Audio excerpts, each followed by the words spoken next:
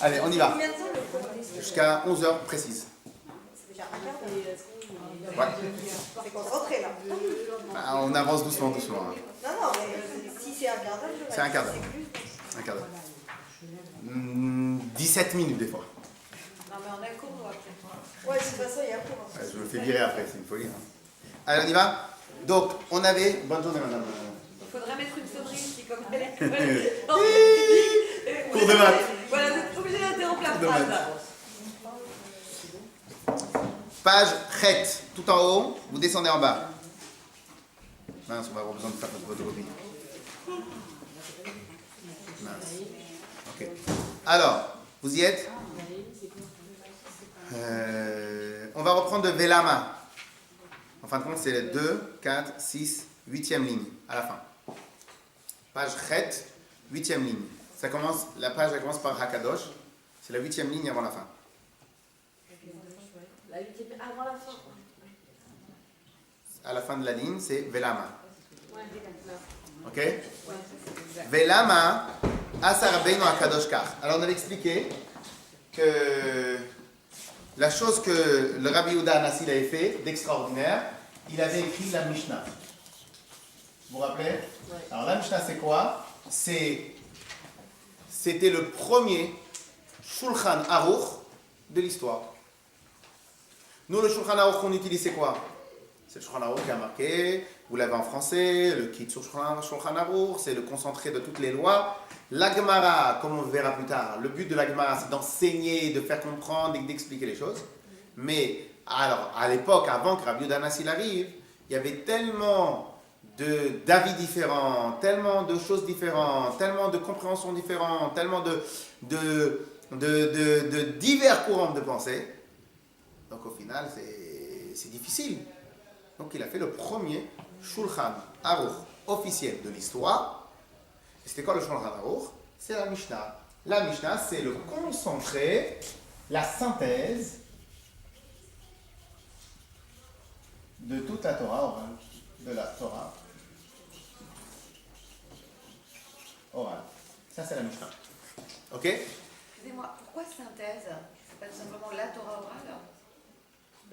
Alors, peut-être que je maîtrise mal le mot synthèse, mais ce que je veux dire par le mot synthèse, et c'est ce qu'on va retravailler plus tard, le mot synthèse c'est le suivant. Alors peut-être pas le mot synthèse, peut-être parce que j'ai peur que ce ne soit pas le bon mot. C'est quoi? Quand vous avez par exemple sur une cafetière, est-ce que cafetière c'est chauffer l'eau ou pas chauffer l'eau Shabbat? Ok?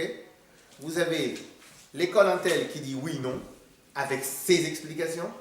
L'école Intel qui va presque dire oui, non, avec ses explications, et ainsi de suite. Sur la même question, il va y avoir 10 avis différents. Maintenant, le problème, c'est quoi? C'est que ces mêmes 10 avis-là, on peut en vérité les synthétiser. Alors, je ne sais pas si c'est le bon mot. On peut peut-être les synthétiser en 2 avis, parce qu'au final, ils disent quasiment la même chose. Et donc, qu'est-ce qu'il a fait Rabbi Yehuda Hanassi? Apprendre 10 avis différents sur la même chose, qui au final, il y a seulement des petites différentes, et bien, qu'est-ce qu'il a fait? Il a pris l'avis qui a été le plus accepté, donc le Rov, la majorité, et il a synthétisé, et il a rendu simple d'accès l'étude de la Torah. Si quelqu'un il va apprendre aujourd'hui, si quelqu'un il va apprendre la halakha, comment se lever le matin, le chavod, qu'il aille étudier la Gemara, chavod, il va s'amuser. Il peut passer sa vie entière, après son niveau, il peut passer 1 année, 2 années, sa vie entière, avant de savoir exactement si on a le droit de cuire Shabbat ou pas cuire Shabbat. Et de quelle manière ou pas quelle manière, comment se lever, pas comment se lever, comment on fait. Si maintenant c'est lui qui veut aussi faire le texte de la Tfila, va chercher.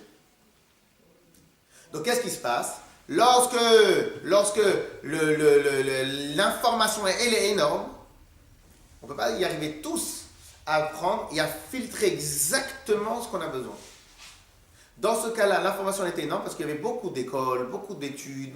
Si vous allez dans tel yeshiva, le rav, quand il enseigne et les élèves, ils sont aussi un peu à l'image de la yeshiva. Donc comme ils sont à l'image de la yeshiva, ils ont un mode de pensée comme à la yeshiva. C'est pour cela qu'on avait le Hillel, le premier Hillel, on avait le premier Shammai, et après on avait Bet Hillel, les élèves de la maison d'Hillel, et on avait le Bet Shammai, les élèves de la maison de Shammai. Et qu'eux, au final, ils avaient gardé les grands codes d'enseignement de Hillel et Shammai. Mais Tachles, après Après, ils ont enseigné plein de choses. Donc, allez, pour un élève, allez vous rappeler de tout. Ce qui fait que la matière à étudier. Aujourd'hui, qu'est-ce qui se plaignent, les Havdil? Qu'est-ce qu'ils se plaignent sur le code de travail, le code civil, et tout, etc. De quoi ils se plaignent? Qu'en fin de compte, travailler chez un employeur, c'est quoi? C'est que tu dois faire ce que l'employeur il te demande. Ça, c'est le principe de travailler. L'employeur doit faire attention de ne pas tirer la couverture trop de ses côtés et aussi de te considérer. C'est ça, en fin de compte, le code du travail. Si on dit, toi, tu dois faire ton travail, et lui, il doit faire son travail. Lui, il doit gagner son argent, il doit faire ce qu'il a envie de faire, mais il doit aussi respecter l'employé. Ça, c'est en fin de compte. Et qu'est-ce qu'ils rigolent toute la journée? Ils disent que le code du travail, il est comme ça, qu'au final, on a besoin d'un juriste qualifié pour savoir si est-ce que j'ai le droit d'embaucher ou j'ai pas le droit d'embaucher. L'idée, elle est partie complètement à l'envers. On marche, ce qu'on appelle la tête à l'envers. À la base, le code du travail, il est là pour faciliter la vie des employeurs et des employés. Le code du travail, il a fait qu'au final, l'employeur ne peut plus employer, l'employé ne peut plus travailler.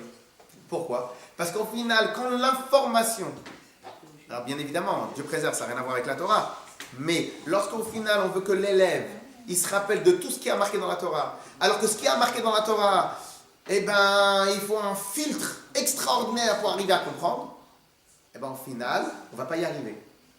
Quel est le problème dans cela? Le problème n'est pas de passer du temps à étudier, ça c'est pas grave. Le problème il est lorsque maintenant on n'a plus le temps pour étudier. Il y a le message, très bien, mais surtout quand on n'a plus le temps pour étudier. Qu'est-ce qu'il a fait Rabbi Yehuda Hanassi, qu'on appelle Rabbi? Il a dit comme ça, si on laisse la Torah telle qu'elle, alors qu'on n'a pas le droit d'écrire la Torah orale, c'est pour ça qu'elle est appelée la Torah orale, on n'a pas le droit de l'écrire, elle est faite juste pour nous enseigner ce qui est marqué dans le Chumash. On ne doit pas avoir un livre de Torah orale. Quand Rabbi Yehuda Hanassi a vu qu'au final, les élèves n'allaient plus réussir à se rappeler et à étudier toute la Torah. Donc pourquoi? Parce qu'avant, s'ils passaient 90% de leur temps à l'étude de la yeshiva, ben maintenant c'est 60%, après c'est 50%, c'est 40%. Pourquoi? Parce qu'ils ont besoin d'aller travailler, ils ont besoin d'aller gagner leur parnassa. Donc au final, ils peuvent venir que le soir, 2 heures, 3 heures, 4 heures. C'est important, mais ils ne peuvent pas rester toute la journée comme avant. Donc, le nombre d'informations à incurgiter est énorme. Le nombre d'heures, il se limite. Si ça va continuer comme ça, dans quelques générations, il n'y aura plus personne qui pourra porter la Torah sur lui. Qu'est-ce qu'il a fait Rabbi Yehuda Hanassi? Il a synthétisé toute la Torah. Et il a fait qu'en vérité, on peut accéder à la Torah. Il y a toutes les informations que Akadosh Baruch Hu nous a données à travers Moshe Rabbeinu. On peut y accéder, en tout cas par du travail, certes. Quelqu'un qui veut étudier tout le chasse de Mishnayot, c'est 1 an, 2 ans, 3 ans de travail. Pas de problème. Tu peux l'apprendre. Et au bout de 3 ans, c'est bon, tu connais. Après, tu révises, tu t'approfondis. Tu as un bagage en toi. Alors que si maintenant, le code civil, les Havdil, il fait 4 500 000 pages, le gars, le patron, que lui, il doit se fatiguer pour aller ramasser de l'argent, comment tu veux qu'en même temps il fasse pour apprendre? Donc au final, il fait n'importe quoi. Donc il est obligé de gagner aussi de l'argent pour aller payer un avocat pour qu'il sache. Ça ne s'en sort pas, ça ne veut plus rien dire. Ça ne veut plus rien dire. L'idée, c'est complètement dénaturé. On est parti complètement, comme les lois pour les propriétaires et les locataires, en protégeant tellement le locataire, ben les locataires, ils n'arrivent plus à trouver se loger. Ça revient au même. Lorsque maintenant la loi, elle contracte à tel point, donc elle empêche de vivre. La loi, elle est faite pour faciliter à vivre, pas pour empêcher de vivre. Les Havdil. Alors maintenant, pourquoi maintenant Rabbeinu Akadosh, Rabbi Yehuda Hanassi, il a fait comme ça? Il n'a pas laissé tel que c'était depuis l'époque de Moshe Rabbeinu. Depuis l'époque de Moshe Rabbeinu, la Torah orale, elle était transmise de manière orale. Il est venu, il a écrit un livre. La semaine dernière, j'avais dit rapidement la chose suivante. Certains rabbanim, en tout cas, je l'ai lu comme ça, ils peuvent se poser une question avant d'écrire un livre de Torah.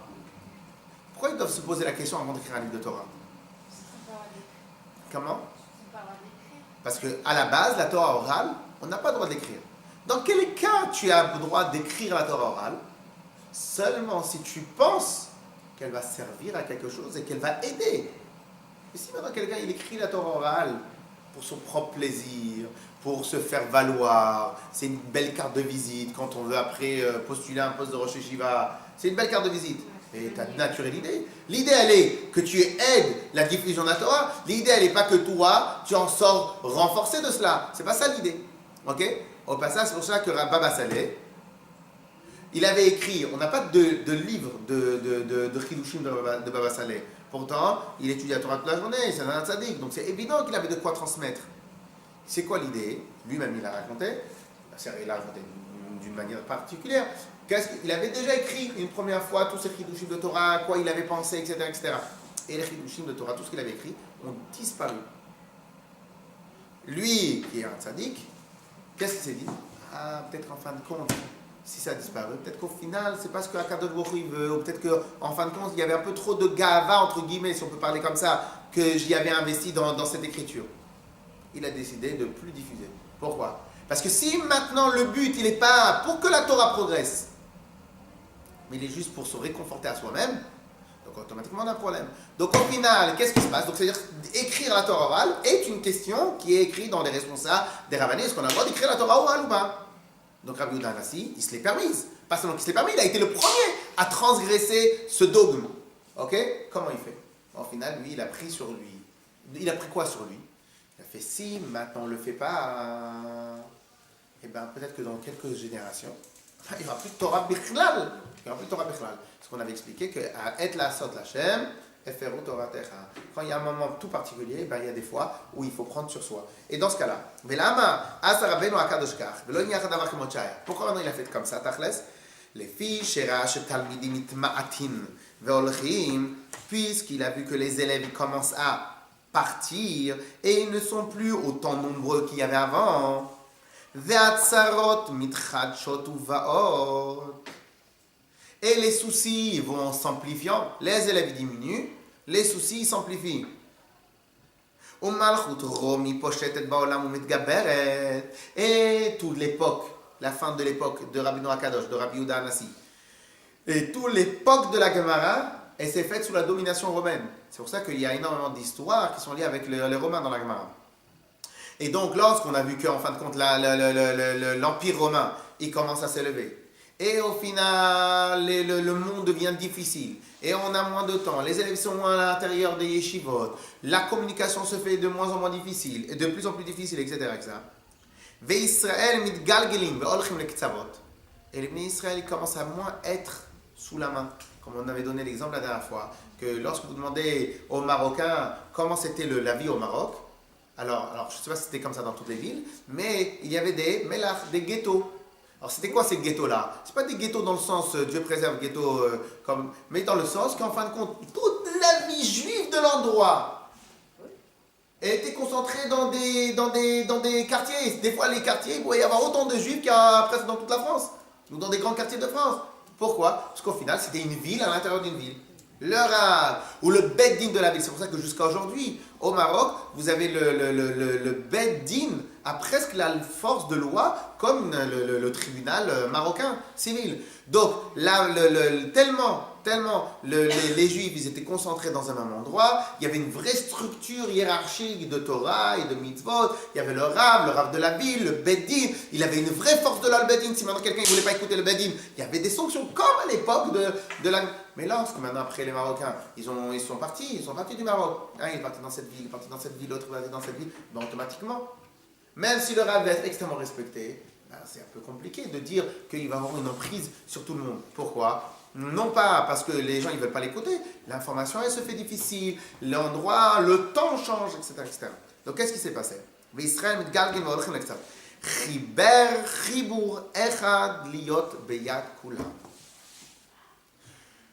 Il a écrit un texte qu'il va léguer et qu'il va laisser à tout le monde.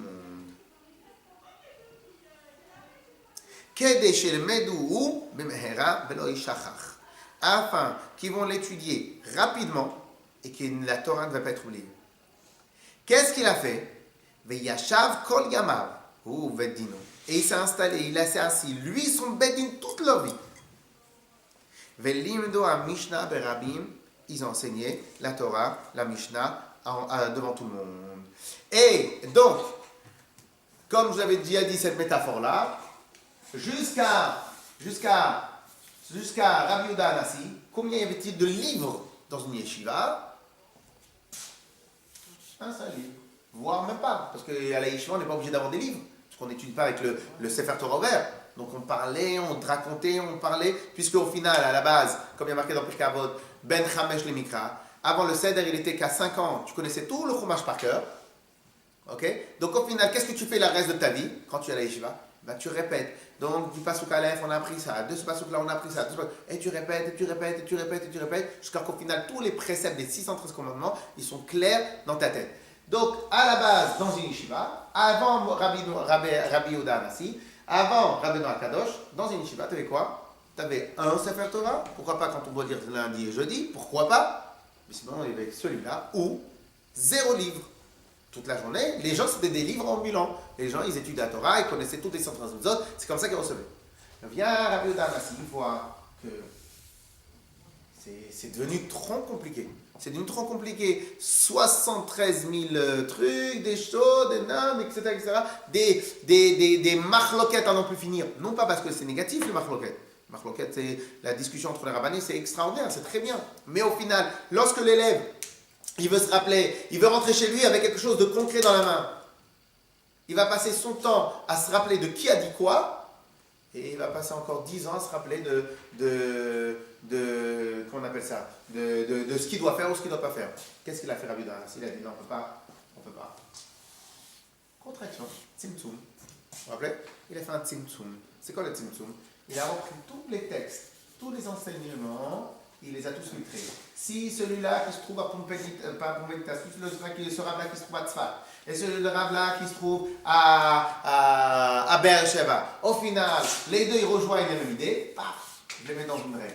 Si celui-là et celui-là, paf, je les mets dans une règle. Il a séparé la Mishnah en six grandes catégories. Les lois qui sont liées avec les corbanes des sacrifices, les lois qui sont liées avec les Yom Tov, les lois qui sont liées avec toute la vie générale, etc. Les lois qui sont liées avec le Beth Amikdash, etc., etc. Donc on a des 6 grandes colonnes, 6 grandes catégories de lois. Et il a tout concentré sur ça. Quelqu'un il veut savoir comment il se lève le matin, paf, il ouvre. Le matin, comme ça se passe. Il veut savoir qu'est-ce qui est interdit, qu'est-ce qui est permis Shabbat. Paf, il ouvre Masechet Shabbat et il voit tout. Et il veut savoir comment on faisait un sacrifice sur l'époque du Beth Amikdash. Il ouvre. Il veut savoir c'était quoi les mesures du Beth Amikdash. Il ouvre. Il veut savoir, Pirkei Avot fait partie aussi des Mishnah. Il veut savoir comment le Beddin, le Sanhedrin, il veut savoir comment il doit se comporter. Paf, il ouvre le Mishnah Sanhedrin et c'est exactement toutes les lois. Okay? Après, bien évidemment, il faut réviser, il faut répéter, il faut recommencer, etc., etc. Mais ça, c'est ce qu'il a cherché à faire. Et c'est ce qui... Donc, à partir de Rabbi Yehuda Anassi, c'est la première fois qu'on avait un livre officiel écrit de la Torah orale. C'était le premier livre écrit de la Torah orale. C'était en quelle année? Il a écrit ça quand? C'était à peu près 100 ou 150 ans après la destruction du premier temple. Du premier temps. Non, pardon, du deuxième temple. Ah oui, c'est logique. Ouais, C'est quand du on a deuxième voulu temps. unifier la Lara. Oui. Non, parce qu'on avait déjà commencé au premier temple, ça. Non. Non. Mais non, parce que c'est au deuxième temps quand il y a vraiment on a su que là, on n'avait pas en France un autre et qu'on a remplacé les sacrifices par la prière et le judaïsme rabbinique. On avait déjà commencé ça au premier. Mais c'est sûr qu'au deuxième temple, c'était encore plus balagan. Mais la yeshiva, elle a continué. Mais le problème, c'est que unifier la halakha, non, on a toujours voulu unifier la halakha. Mais c'était... Il y avait des lacunes complètement différentes entre les villages et les... Voilà, c'est ça. Donc en synthétisant, C'est il a lui. unifié. Exactement. C'est lui qui a fait ça. D'accord. C'est lui. Ah maintenant, juste hors antenne, je vais vous donner un exemple.